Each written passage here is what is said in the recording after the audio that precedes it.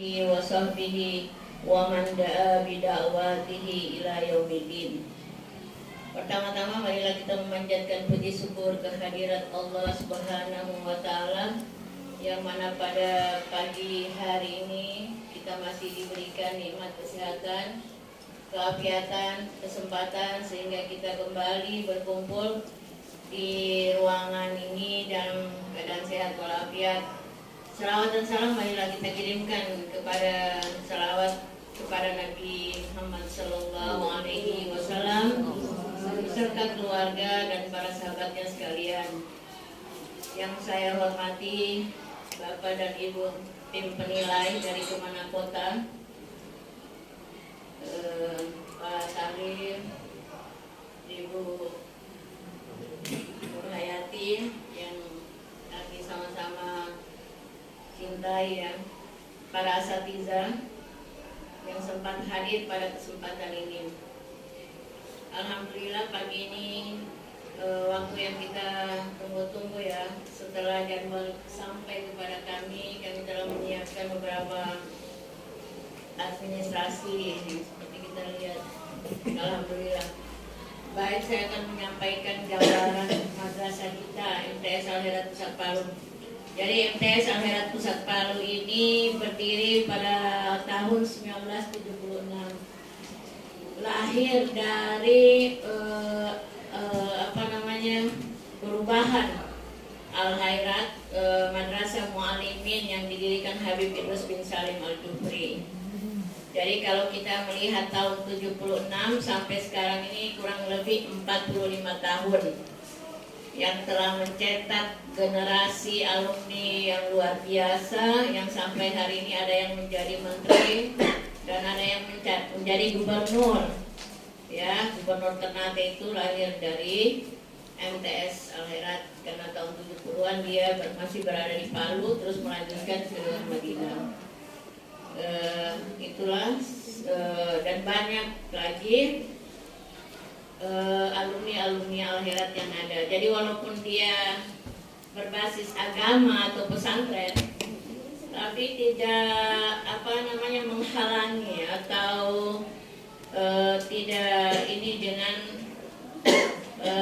alumni keluaran dari SMP negeri dan lain sebagainya bisa bersainglah dengan alumni yang lain.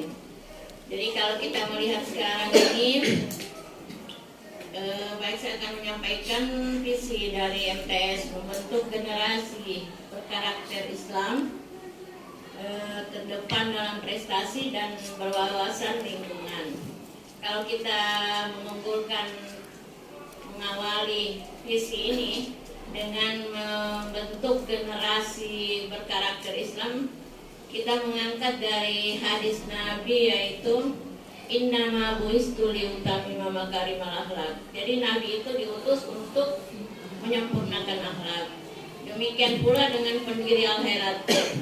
Jadi pendiri Al-Herat ini juga mengubah sebuah syair yang selalu ini menjadi moto kita, yaitu bil ilmi wal akhlaqi idrakul munah wa in kunta ilman la takun mutakabira. Jadi dengan ilmu dan akhlak kalian akan mencapai cita-cita, dan bila berilmu janganlah sombong. Jadi itulah yang kita angkat juga karena kita juga MTS ini termasuk sekolah adiwiyata, jadi berwawasan lingkungan itu masuk dalam visi kita. Jadi kita melihat lingkungan yang ada ini tidak terlepas dari sarana dan prasarana atau suasana belajar yang menyenangkan buat siswa, sehingga ketika anak-anak bermain di lapangan di halaman sekolah itu mereka nyaman. Dan alhamdulillah sampai saat ini guru dan siswa itu merasa betah berada di sekolah ini karena lingkungan yang asri yang mendukung proses pembelajaran dalam meningkatkan mutu belajar di madrasah ini. Jadi itulah bagian dari sarana. Untuk pendidik kita ini berjumlah 45, 20 orang PNS, 25 ini yayasan, diangkat yayasan dan honor. Juga ada beberapa tenaga tata usaha tata usaha 3 orang, tenaga cleaning service, satpam, dan penjaga sekolah. Dengan rombongan belajar sejumlah 20 orang, 20 ruang, kamar mandinya putra dan putri terpisah, putrinya 7, putranya 6, dan setiap ruangan yang ada ini ada kamar mandi. Memiliki sarana prasarana penunjang pembelajaran, misalnya lab IPA ada, lab komputer, perpustakaan, kelas lagi SSLC yang baru kita terima itu pembelajaran berbasis digital, kantin sekolah ada, alhamdulillah. Dan ada yang berbeda dari sekolah lain. Di sini pembiasaannya sebelum belajar kita mengaji selama 15 menit dan pembiasaan sholat duha. Jadi kalau satu bulan itu ada 4 minggu, 2 minggu ini pelaksanaan upacara bendera, dan 2 minggu 2 kali dalam sebulan itu sholat duha berjamaah. Dan setelah itu diselingi dengan kultum. Jadi ada penampilan dari siswa untuk melaksanakan muhadharah, latihan pidato dari perwakilan siswa-siswa yang ada. Yang kedua juga untuk membentuk karakter anak-anak itu pembiasaan sedekah. Jadi ada pembiasaan sedekah, ya alhamdulillah berjalan, dan ternyata sekolah ini kita ketahui sumber dananya itu BOS sama infak atau komite. Jadi alhamdulillah sebagian sarana sekolah ini dibiayai dari dana sedekah.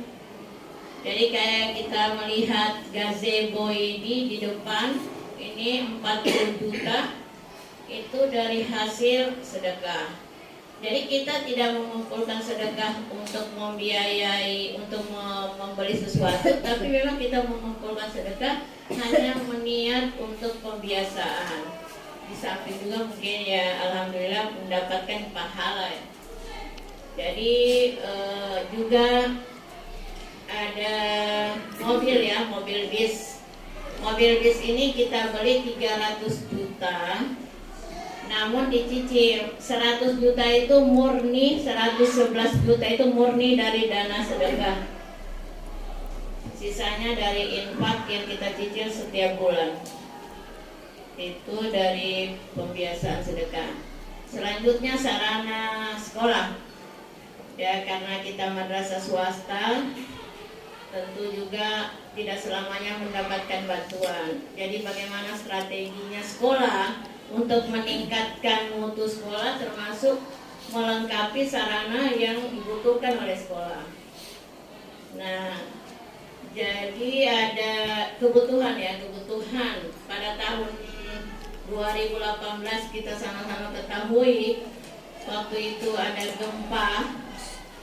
Jadi setelah gempa 2018-2019, alhamdulillah madrasah kita ini jumlah siswanya itu naik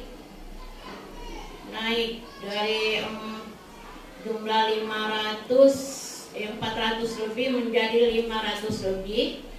Jadi alhamdulillah 2 tahun ini dia naik. Sekarang jumlah siswa ini 668 orang.